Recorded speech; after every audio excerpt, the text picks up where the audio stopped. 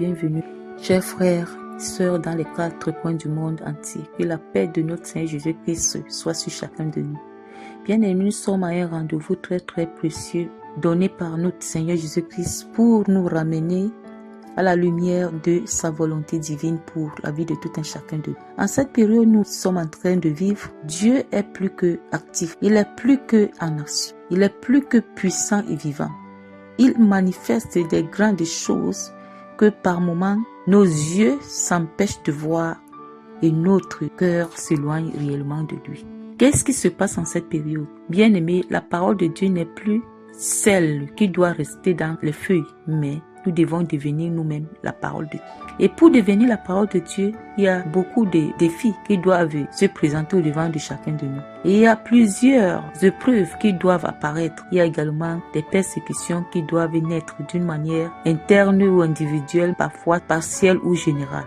Et tout cela concourt au bien de ceux qui aiment Dieu. Et cela confirme tout simplement la parole de Dieu qui est à l'œuvre. Alors, bien-aimés, nous allons lire dans Apocalypse chapitre 3, à partir du verset 20.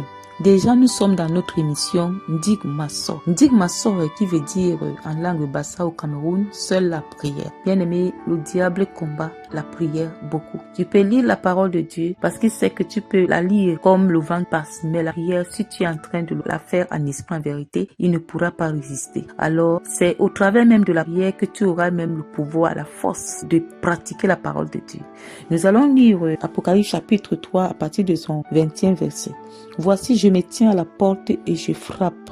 Si quelqu'un entend ma voix et ouvre la porte, j'entrerai chez lui. Amen.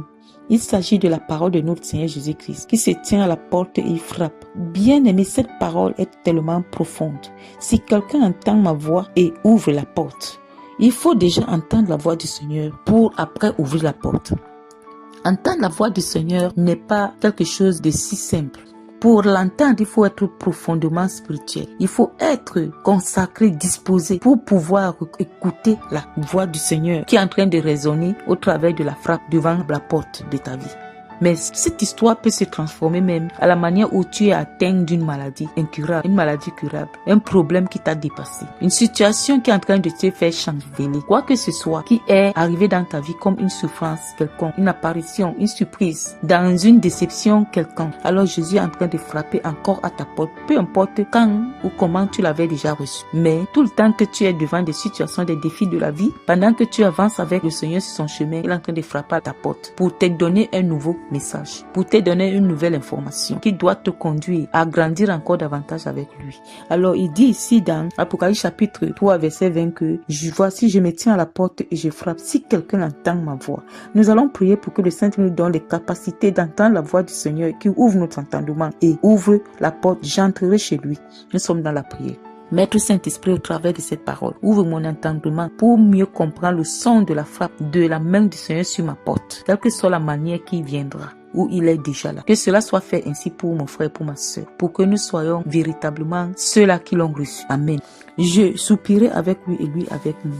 Le Seigneur vient soupirer avec toi et toi tu soupires avec lui. Pourquoi? Parce qu'il t'aime. C'est une manière de manifester son amour dans ta vie. Toi, en retour, pour reconnaître cet amour et manifester également l'amour, tu dois l'obéir. Tout ce qui te présente, tu l'obéis simplement. Dans cette obéissance, tu dois être libre dans ton cœur et humble, devenant un petit enfant. Tu verras que sa présence en ce moment-là ne sera pas en vain, mais sera bénéfique pour toi et tu verras la gloire du Seigneur. Bien aimés, nous sommes dans des périodes qui sont vraiment compliquées. Il y a la distraction partout. Le diable relâche la distraction dans chaque circonstance, dans chaque situation, dans chaque événement. Mais ici, il s'agit des hommes et des femmes sages qui pourront écouter, entendre le son de la frappe du Seigneur devant les portes.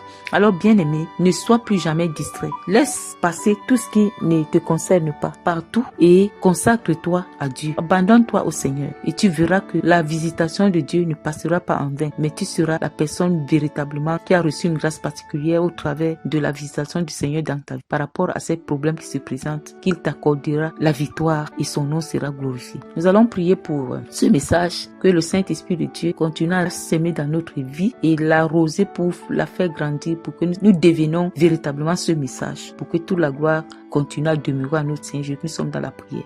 Notre Père, notre Dieu, nous te disons grandement merci parce que tu veilles sur nous, tu ne dors pas. Et tu es toujours là pour chercher à apporter à nous la paix, à réparer ce qui a été gâté, même par nous-mêmes dans notre vie. Merci pour tout ce que tu as préparé, tout ce que tu es en train de faire, tout ce que tu feras. Reçois la gloire dans la vie de mon frère et de ma soeur, dans ma propre vie, au nom de Jésus-Christ, ainsi soit-il. Amen. Bien-aimés, nous sommes à la fin de notre concertation. Que toute la gloire revienne à notre Père Céleste. Alléluia, alléluia, alléluia.